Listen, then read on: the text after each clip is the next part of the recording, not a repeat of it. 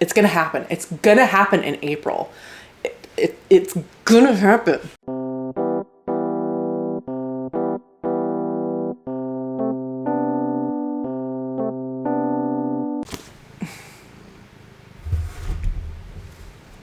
Hello everyone, and welcome back to my channel.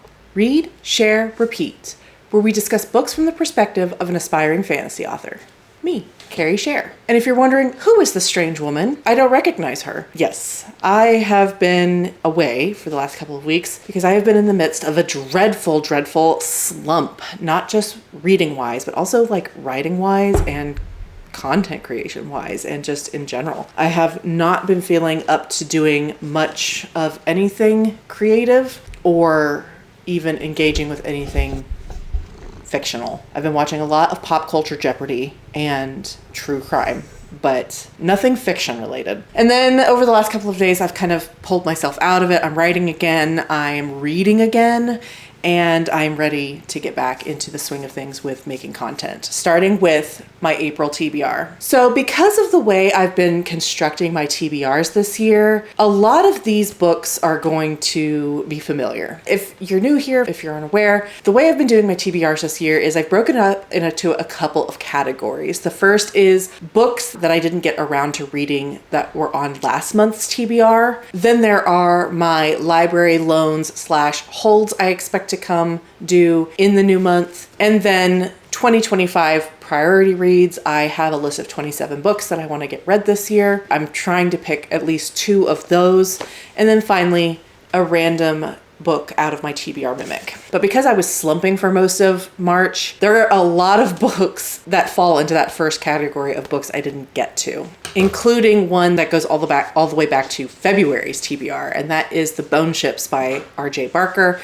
This is about a young man who starts out as the captain of a ship of the dead, which is comprised of criminals or people who were thrown out of society for sometimes dubious crimes. However, in the first chapter, he is usurped from his captaincy by a woman who he never expected to see on a ship of the dead because she's considered something of a hero within his society. From there, they embark on an adventure that might be considered treason where he comes from. This is actually a reread for me. I read it several years ago and I really liked it, but never got around to buying a physical copy or finishing the series. For some reason, I've just been really struggling to get through it. I'm still really liking it, and I am annotating it this time, which might explain why, in conjunction with the slump. So it's nothing to do with the book itself. I don't know why. I'm just not feeling especially compelled to pick it up all the time. But I'm hoping now that I'm sort of coming out of the slump that I'll finish it quicker. Next on this list is Ashes of the Sun by Django Wexler. And I have already started this one. I've started it in the last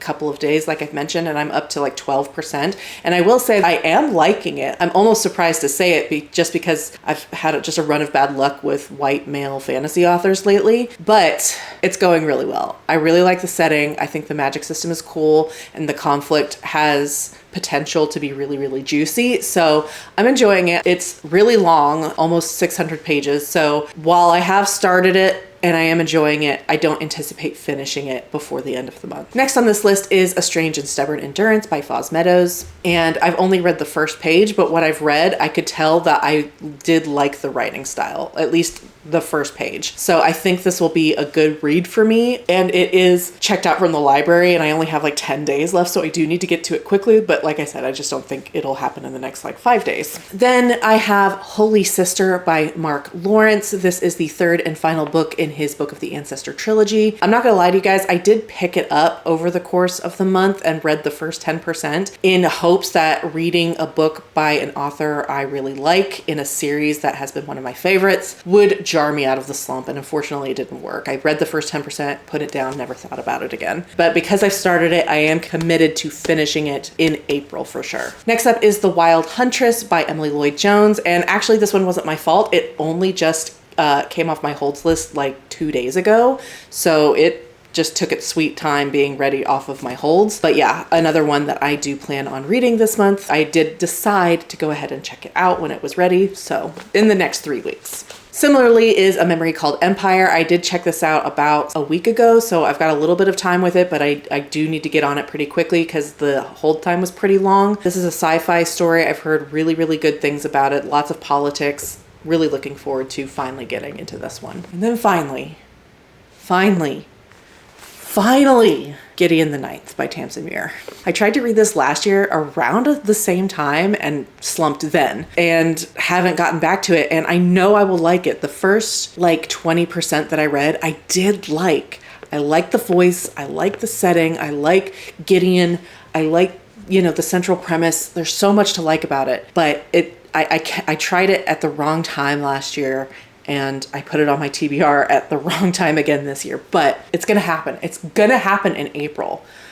It's going to happen. Hey, y'all. Just popping in from post-production where I have realized that I forgot to mention Paladin's Hope by T. Kingfisher was also part of this list. This is the third book in her Saint of Steel series, which I always thought was a finished quartet, but I recently learned it's supposed to be 7 books. So I do know that this one features a queer couple between 2 men, so I'm really excited about it. I felt kind of middling about the first one. Wasn't really a big fan of the couple. Really liked the second one. I connected much better with that couple. So we'll see how I feel about this third one. And I can tell you that I'm a little bit taken aback to learn that there's more books forthcoming, but I will read anything T. Kingfisher puts out. So those are all of the books from last month's TBR. I know, just go with it. That is 1, 2, 3, 4, 5, 6, 7, 8. That's 8 already. But I've already started a couple of them and I'm really excited about some of the others, so I don't think it'll be a problem. I'm going to do it. So that is it for books that I didn't get to last month. Then we have my library holds. Everything I've currently checked out, I already just told you about. Looking ahead to my holds, I have A Fire Endless by Rebecca Ross. I expect to get that one pretty quickly after the new month rolls over. This is the second book in her Elements of Cadence duology. I read the first book, A River Enchanted, late last year, and didn't love it as much as I expected to love it, considering everything I heard about it. I was really a big fan of Jack, the main character, and when we started to diverge from his POV, I was turned off a little bit. I wanted more of Jack. It's not a bad story or like writing or anything. It's just, it wasn't quite what I wanted. But since it's only a duology and I don't really want to forget anything from the first book, I decided I should just knock it off my list. There's something about checking off a series off of my unfinished series list that just, the dopamine is incredible. So I'm gonna go ahead. I'm not super excited about it, but I'm gonna go ahead and finish it. Then we have a book that is described in the copy as a TikTok sensation, which for me is not always a draw. It's kind of a warning. My tastes don't always align with the TikTok masses, but that is Heavenly Bodies by Imani Ariu, and I think this is another romantasy. Beyond that and the TikTok thing, I don't know anything about it. I just have the tendency to check out books sight unseen, so we'll see how that one pans out. Next up, in about 3 weeks, I am expecting to get The Blade Itself by Joe Abercrombie, and I have attempted to read this on audio twice and failed. Part of that is because of the format. I need extensive periods of time where I can concentrate on audio, and I unfortunately just don't have a lot of that. I no longer have a really long commute like I did before last year, and so there's not really periods of time where I'm able to just sit down and concentrate on audio, which I unfortunately do. I do have to concentrate on it. I have audio processing issues, which means anytime I'm interrupted even by something so benign as just like an itch on my arm, I lose concentration on the audio and I don't understand what I've heard. So I've got that book on audio. I've tried it and I haven't been able to finish it, partially because of its length, partially because of the format, and partially because I think this book is just going to be better for me to read with my eyes. I have been a little bit wary of Joe Abercrombie because I do not like to be depressed in my spare time, and I know he writes kind of darker, grimdark fantasy. So I've been just a little bit hesitant to try him, but I also know that he's kind of like a big name author in our genre, so I don't want to avoid him for very much longer. And I think what I did get through in my attempts to listen to the audiobook, I'm not mad at it. I think it could be good. So I think it's just time to finally get over my hump of Joe Abercrombie. Then also in 3 weeks, I have Fireborn by Rosaria Munda. This is another dragon book. I think it's YA. If I recall correctly, they're in a school at the start, maybe graduating at the start of the book. I can't remember. I've read like the first chapter or two last year when I was trying to find a dragon book, and then I slumped. And anyway, compared to a lot of the other dragon books that are out there, I've heard really, really, really good things about this one.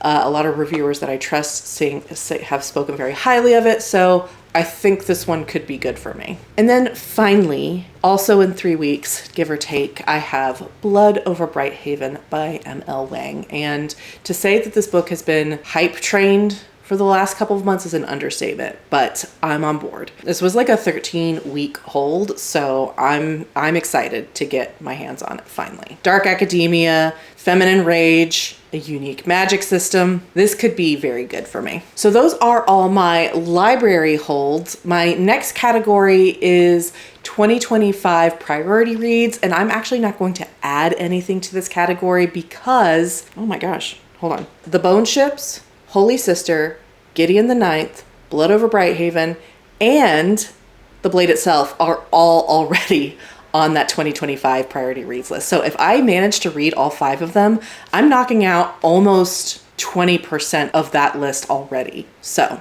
I'm not going to add to it. I've already got plenty of books on this list, so we're going to leave it at that. Which means it is time for my favorite part of the month, which is choosing a random book from my TBR Mimic. If you're not familiar, some people have a TBR jar. I have a TBR Mimic, and inside are scraps of paper with numbers written on them. Each number corresponds to a spreadsheet where I keep track of my owned library, and my owned library includes all of my physical books, my ebooks, and my audiobooks. It is over 200 strong, and I have found that making a completely random draw out of this Mimic helps me choose books that I wouldn't otherwise be thinking about picking up. Unfortunately, I've been kind of striking out with the Mimic this year. In January, I chose a horror book that I ended up unhauling pretty much shortly after because I'm not really that interested in horror after learning that it just doesn't like do anything for me. I can't even remember what the second one was. Oh, is Sailing to Sarantium. That was a DNF. We're not going to talk about it. And then for March, my random draw was Ashes of the Sun, which I am enjoying, but slumps be slumping. So we're going to go ahead and pick another random draw and hope that we get a good one. So we're going to give them a little shake.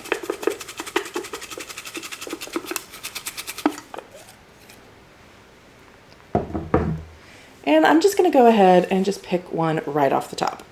So this is number 225. Let's check the spreadsheet and see what it corresponds to. Really? Okay. So 225 ended up being Daughter of Chaos by A.S. Webb, and this was one of my monthly book box books. I think this came from Caffeine and Legends, and I really don't know much about it other than that it is a Greek mythology retelling or Greek mythology based, and it's blurbed by Sarah El-Arifi. So it's got that going for it. Tasha Suri also. So I'm not gonna lie to you. I'm not super jazzed. I don't know how I feel about Greek mythology, but the Mimic says Daughter of Chaos, and we're going to do Daughter of Chaos. Let's see what it's about. In ancient Greece, mortals suffer under the tyranny of the gods, forced to sacrifice the food they depend on, their worldly possessions, and even each other at the whims of the 12. But an ancient prophecy speaks of hope of one who will set humankind free. On the island of Naxos, Danae, I'm probably pronouncing that wrong, a fisherman's daughter develops strange powers tied to a mysterious tree bearing golden fruit. Driven from her home, she seeks guidance from the oracle, but finds only more questions and whispers of a secret network of believers who have long been waiting her arrival. Determined to learn more, Danae joins forces with the legendary Heracles and his crew. Together, they battle monsters and gods alike on a quest to the end of the world, not to end the world, to the end of the world, as Danae seeks the one who holds the key to her destiny. But a terrifying truth is yet to be unlocked, a truth that she could destroy the world as she knows it. Danae must choose, follow her heart, while she faces humanity on her shoulders. Okay, so that is my entire TBR. Let's count how many books that is. 1, 1, 2, 3, 4, 5, 6, 7, 8, 9, 10, 11, 12, 13, 14. Whew. 14. That's a big number. I don't anticipate doing all of these, but it would sure be nice after a slump that would catch me up right nice. And with that, thank you so much for watching. I so appreciate it. If you like my content and want to support the channel, please like and subscribe or consider leaving a comment down below. If you made it all the way to the end of the video, leave me a book stack emoji for my quite large TBR. In my next video, I have a weekly life/reading vlog for you. I hope you look forward to it, and I will see you then. Bye.